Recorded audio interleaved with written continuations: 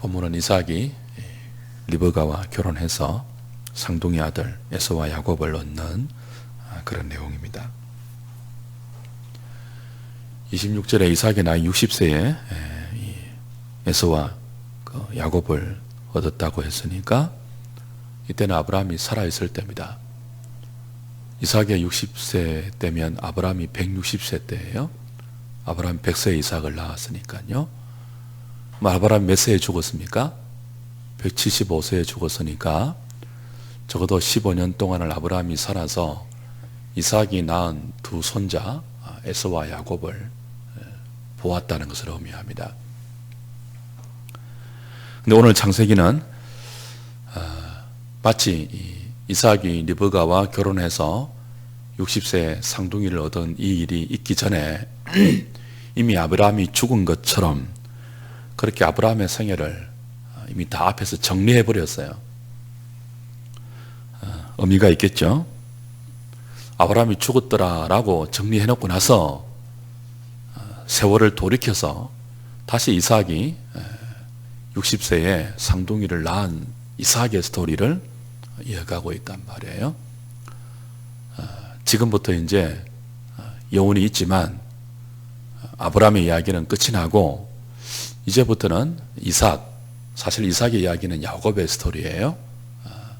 그 이삭과 그의 자녀의 이야기에 집중하라, 그런 뜻이 있을 것입니다. 12장부터 25장 지난주까지 아브라함의 이야기를 길게 이어오면서 아브라함의 여운이 아직까지 우리에게 남아있지만 이 창세기의 의도대로 이제부터는 이삭과 그의 두 자녀의 이야기에 집중하면서 하나님 말씀을 좀 따라가면 좋겠습니다.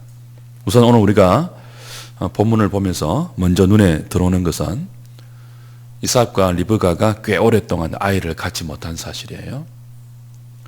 이삭이 결혼을 몇 세에 했습니까? 40세에 했어요. 아이는 몇 세에 낳았다고요? 60세에 낳았으니까 20년을 아이 없이 결혼 생활을 한 거죠.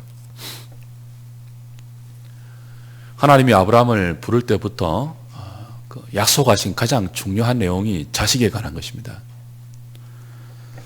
많은 씨앗을 약속하셨습니다. 그리고 그 약속의 첫 열매가 바로 이삭 본인입니다. 하나님이 아브라함에게 하늘의 별처럼 많은 자손을 주시겠다고 약속하셨고 그 약속의 성취로 이삭을 주셨다면 이삭의 후손이 많아져야 돼요. 근데 현실은 무엇입니까? 20년 동안 아이가 하나도 없는 거죠. 이스마엘도 정리하고, 제가 그 본문은 생략했지만 바로 앞에 본문이 이스마엘의 족보를 정리하는 거예요. 그 앞에는 뭐예요? 첩을 얻었던 그도라의 자식들도 정리하는 거예요. 이삭만 남았잖아요. 아브라함에게 하나님이 주신 약속의 계성이 이제 이삭만 남았단 말이에요. 그럼 이삭만 남아있는 현실에서 하늘의 별 같은 많은 자손의 약속의 성취는 이삭에게서 많은 자손이 나와야 하는데 현실은 그렇지 않고 20년 동안 자식이 하나도 없는 거예요. 이 사실을 어떻게 해석해야 할까요? 21절의 말씀이 오늘 우리의 이런 의문에 대해서 일종의 힌트를 제공합니다. 21절, 이삭이 그의 아내가 임신하지 못하므로 그를 위하여 여호와께 뭐 했다고요? 간구하며 여호와께서 그의 간구를 들으셨으므로 그의 아내 리브가가 임신했다 그랬습니다. 본문이 강조하는 것은 에서와 야곱이라는 두 아들을 얻은 것이 자연적인 결과가 아니고 마치 아브라함이 이삭을 얻었던 것처럼 하나님의 능력의 결과인데 그 과정에 무엇이 개입됩니까? 리브가가 임신하지 못하였기 때문에 이삭이 뭐 한 거죠? 기도한 것입니다. 그리고 본문이 강조하는 것은 그 이삭의 기도를 하나님이 들으셨기 때문에 임신했다, 그렇게 나와요. 그 이삭과 리브가가 두 아들을 20년 동안 못 보다가, 자식을 못 보다가 쌍둥이를 하루아침에 얻은 것은 기도 응답의 결과라는 것이 본문이 강조하는 내용입니다. 하나님의 약속이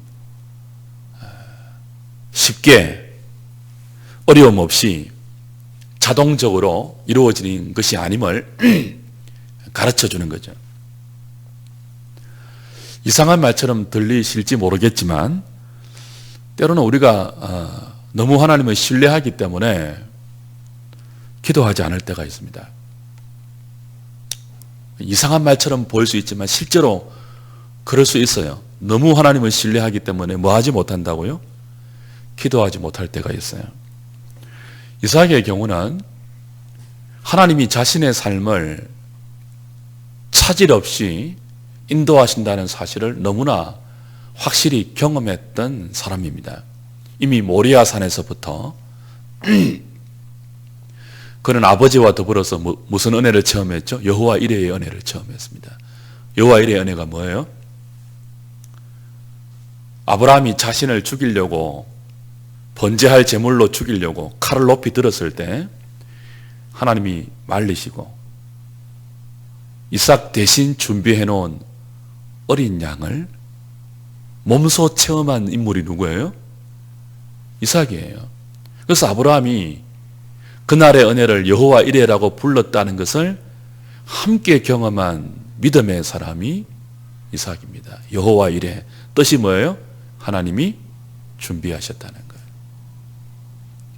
하나님이 하나님의 뜻을 이루기 위해서 당신의 모든 것들을 준비해 놓고 그의 백성을 인도하신다는 사실을 이삭은 어렸을 때부터 체험한 믿음의 사람입니다.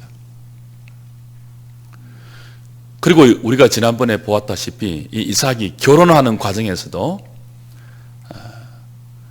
여실히 동일한 은혜를 체험했죠. 하나님이 이삭의 신부감으로 준비한 여자가 누구죠? 리브가입니다. 하나님께서 리브가를 이삭의 아내로 준비시키셔서 때가 되어 아브라함의 종과 만나게 하시고 그리고 아브라함의 종을 통해서 설득을 당하게 하시고 그리고 가나안까지 오게 하셔서 순적하게 리브가와 이삭이 결혼에 골인하는 과정을 누구보다 세밀하게 체험한 사람이 이삭입니다.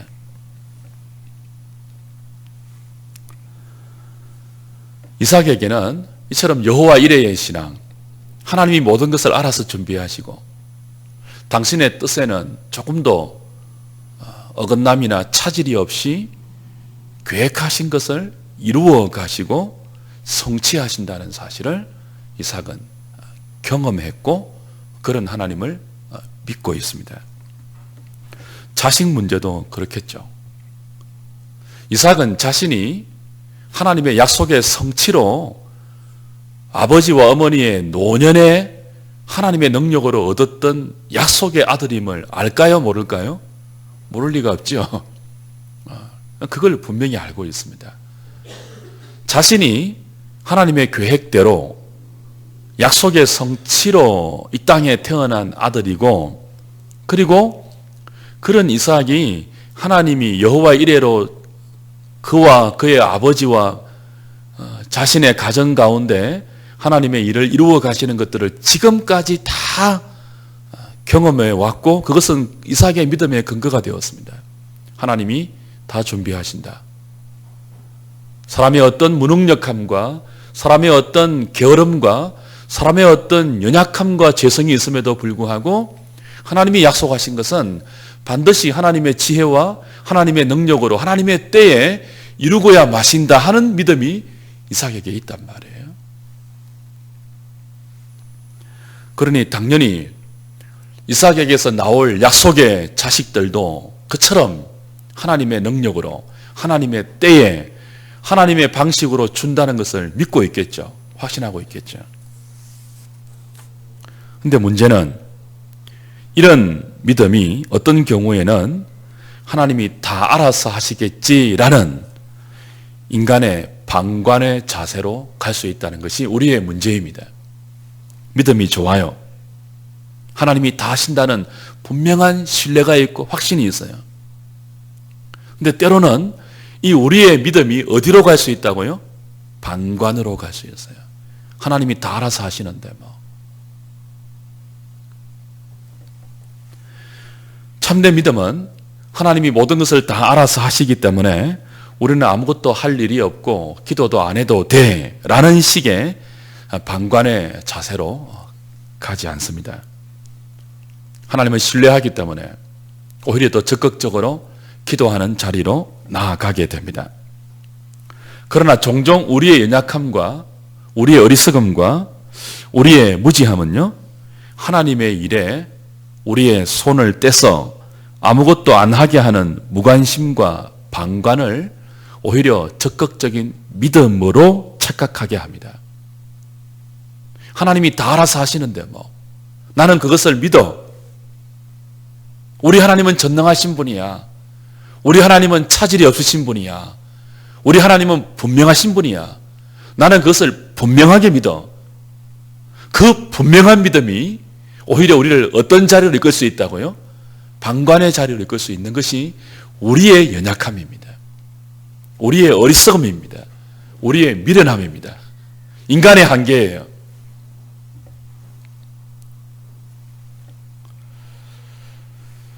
어쩌면 이삭의 경우도 그랬을 가능성이 있습니다. 그럴 때 하나님이 하시는 방법이 뭐죠? 우리의 방관적인 믿음을 깨트리시기 위해서 우리가 믿음으로 맡겼다고 하는 그 일을 지체하십니다. 오래 걸리게 하십니다. 20년 동안 자식을 주지 않았습니다. 리브가가 임신하지 못하게 하십니다. 그래서 마침내 우리로 하여금 하나님이 다 하신다고 하는 그 믿음에 대해서 의문을 품게 만들고 그 의문은 우리로 하여금 기도의 자리로 이끌게 합니다. 하나님이 다 알아서 하실 테니까 분명히 그렇게 하실 거야 하는 우리의 이 믿음이 때로는 우리의 연약함과 죄성 때문에 우리를 방관의 자리로 이끌게 되고, 그럴 경우 우리의 그런 방관을 깨트리시기 위해서 하나님은 지체하신다는 거죠. 지체하시는 과정에서 우리를 어디로 이끄신다고요? 기도하는 자리로 이끄십니다. 21절에 리브가가 임신하지 못하며 이삭이 여호와께 뭐 했다고요? 간구하며.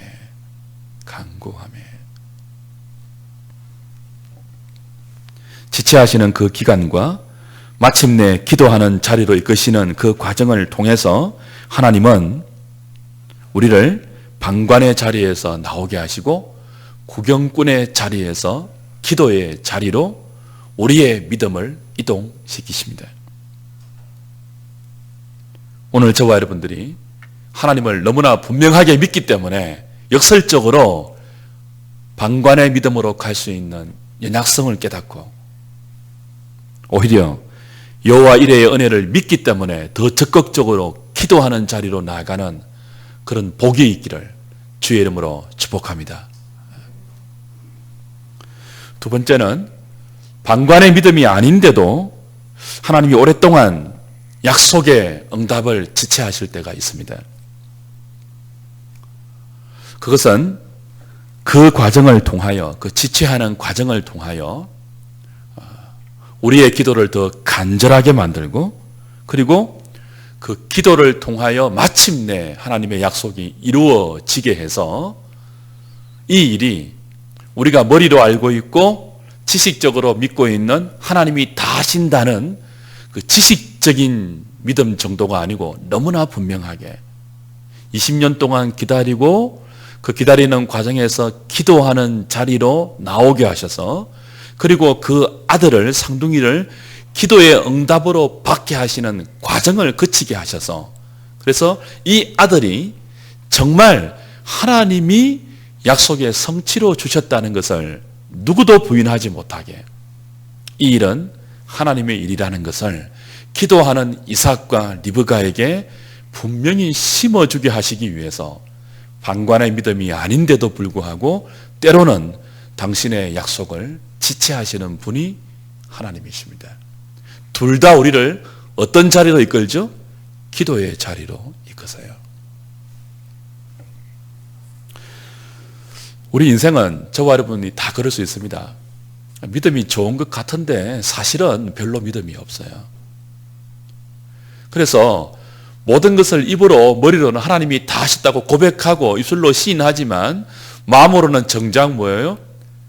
그렇게 철저하게 신뢰하지 못할 때가 많이 있습니다.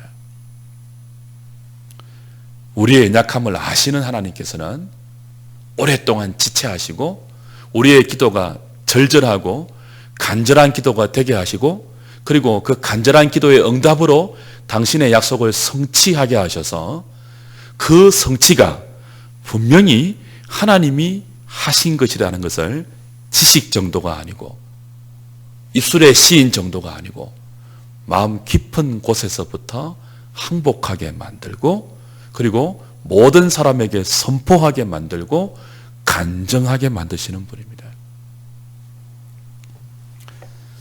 몇 번 우리가 살펴보았죠? 에스겔 36장 한번 보십시오. 에스겔 36장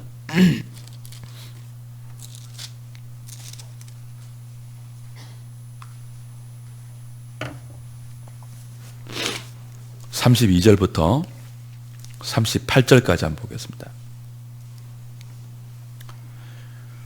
기도의 성경적인 의미를 이 구절만큼 잘 설명하고 있는 구절이 없어요. 여러분이 꼭 기억하셔야 될 구절입니다. 몇 번이나 반복해도 부족함이 없는 구절이죠. 같이 읽겠습니다. 시작. 주 여호와의 말씀이니라. 내가 이렇게 행함은 너희를 위함이 아닌 줄을 너희가 알리라. 에스겔 36장입니다. 이스라엘 족속아 너희 행위로 말미암아 부끄러워하고 한탄할지어다. 주 여호와께서 이같이 말씀하셨느니라. 내가 너희를 모든 죄악에서 정결하게 하는 날에 성읍들에 사람이 거주하게 하며 황폐한 것이 건축되게 할 것인즉 전에는 지나가는 자의 눈에 황폐하게 보이던 그 황폐한 땅이 장차 경작이 될지라. 사람이 이르기를 이 땅이 황폐하더니 이제는 에덴 동산같이 되었고 황량하고 적막하고 무너진 성읍들에 성벽과 주민이 있다 하리니 너희 사방에 남은 이방 사람이 나 여호와가 무너진 곳을 건축하며 황폐한 자리에 심은 줄을 알리라. 나 여호와가 말하였으니 이루리라. 주 여호와께서 이같이 말씀하셨느니라. 그래도 이스라엘 족속이 이같이 자기들에게 이루어 주기를 내게 구하여야 할지라. 내가 그들의 수효를 양떼같이 많아지게 하되 제사 드릴 양떼 곧 예루살렘이 정한 절기의 양무리같이 황폐한 성읍을 사람의 때로 채우리라. 그리한즉 그들이 나를 여호와인 줄 알리라 하셨느니라. 자, 이 내용은 이스라엘 백성이 복받을 자격이 없다고 먼저 말씀하십니다. 심판받아 마땅하고 저주받아 마땅할 이스라엘 백성의 그 현실을 이야기하죠.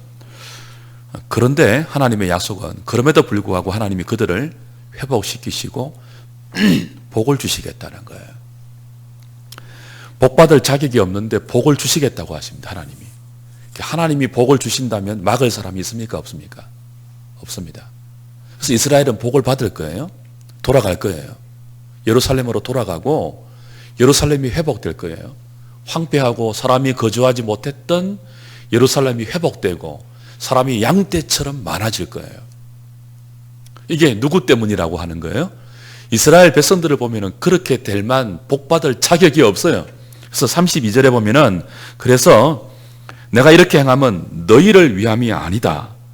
너희는 너희 행위로 말미암아 부끄러워하고 한탄할지어다 그랬습니다. 복받을 자격이 없지만 하나님께서 약속대로 그들을 회복시키시고 복을 주신다는 거예요. 근데 그 복을 주시는 과정으로 회복하시는 과정으로 반드시 무엇을 통해서 하시겠다는 거예요? 기도를 통해서 하시겠다고 합니다. 내가 말하였으니까 이룬다고 하십니다. 내가 말하였으니까 나의 계획이니까 반드시 이루겠다고 하세요. 그런데 반드시 그 이루는 과정에 그래도 너희가 이같이 내게 구해야 할 것이니라. 기도를 통해서 하나님의 계획을 이루시겠다는 것입니다. 그렇다면 이때 하나님이 그들에게 기도하라고 하는 기도의 용도는 뭐예요? 기도하는 자를 부각시키기 위한 것이 아닙니다. 그 기도는 무엇을 위한 요청이에요? 도대체 이 일이 누구를 통해서 이루어지는 것인지를 확인하는 용도입니다. 내가 기도했더니 됐다가 아니에요. 내가 10시간 기도했더니 하나님이 주셨다. 기도 안 하고 뭐해? 이게 아니에요. 기도가 뭐로 동원되는 거예요? 복 받을 자격이 없지만 이 복을 하나님이 주신 것을 확인하는 용도예요. 그래서 본문의 마지막은 무엇으로 마무리됩니까? 36장 38절은요. 마지막이 뭐예요? 그리한즉 그들이 뭐예요? 나를 여호와인 줄 알리라예요. 모든 기도의 용도는 그래요. 기도하는 사람을 부각시키는 게 아니에요. 대단하다, 저 사람 기도의 사람이다. 여러분 그러지 마세요, 제발. 기도의 용도가 뭐라고요? 그런즉 그들이 내가 여호와인 줄 알리라. 하나님이 기도를 통하여 그 일을 하신다는 거예요. 이삭이 믿음을 가지고 있습니다. 여호와 이레의 믿음을 갖고 있어요. 결혼 과정을 하나님이 다 세밀하게 인도하셨고 리브가를 순적하게 만나게 하셨고 결혼까지 인도하셨습니다. 그런데 20년 동안 아이가 없었어요. 하나님은 그 과정에 이삭에게 무엇을 요구하셨죠? 기도를 요구하셨고 마침내 이삭은 여호와께 간구했고 여호와는 이삭의 기도를 들으시고 리브가로 하여금 임신을 하게 하셨고 60세에 쌍둥이를 낳게 하셨어요. 그 과정에서 창세기 본문이 강조하는 것이 뭐였죠? 기도였습니다. 기도. 이 두 아들은 기도 응답으로 주어진 약속의 성취예요. 그렇지만 그때에 하나님이 이삭에게 요구하신 기도와 또 그 기도의 의미는 우리에게 어떤 교훈으로 해석되어야 한다고요? 봐라, 기도하지 않았더니 아들이 없었는데 기도했더니 아들을 낳았다가 아니에요. 뭐라고요? 이 아들은 하나님이 주셨다는 사인이에요. 확인입니다. 누구처럼요? 마치 이삭 자신처럼 기도의 능력으로 얻은 아들이 아니고 기도의 응답으로 얻은 아이예요. 기도는 하나님 나는 못합니다 아닙니까? 그러니 하나님이 해주세요. 그 고백이 기도 아닙니까? 기도는 언제나 그거예요. 봐라 우리가 기도하더니 되더라, 그게 아니에요. 그래서 오늘 한국 교회 가운데 기도를 칼로 무기로 휘두르는 사람이 너무 많죠. 기도하면은 다 되는데 왜 기도 안 해? 그것만큼 사나운 신앙이 없습니다. 볼성 사나운 신앙이 없어요. 그것만큼. 기도 잘하는 자기는 부각시키고 기도 안 하는 사람을 묵사발 만드는 거 아니에요. 하나님은 아무 상관이 없고요. 원래 기도는 그런 게 아니죠. 기도는 뭐예요? 인간의 연약함을 처절하게 깨닫게 하고 그 자리에 하나님의 하나님 되심을 심는 과정이에요. 그런즉 그들이 내가 여호와인 줄 알리라. 그래도 너희가 구해야 할 것이다. 너희들은 복받을 자격이 없지만 내가 복을 준다.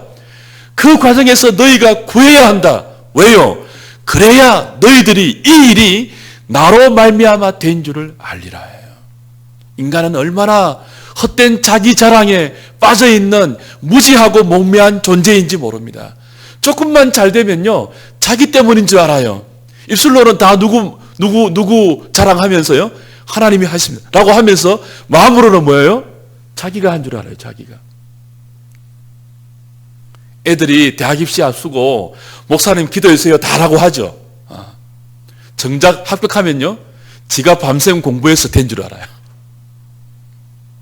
하나님이 은혜로 하신 줄을 모르는 게 인간입니다. 내가 코피 흘린 날이 얼마나 많은데 이러면서 막 내가 밤잠 안 자고 공식 외운 날이 얼마나 많은데 그러면서 막 그게 우리 인생이에요. 그 사람은 때때로 뭐예요? 약속의 성취를 더디 지연하시고 그 과정에서 우리에게 기도를 요청하시죠. 그리고 기도의 응답으로 당신의 약속을 우리에게 주시죠. 무엇을 위해요? 그들이 내가 여호와인 줄 알리라. 자 보십시오. 쌍둥이를 낳았어요. 쌍둥이를.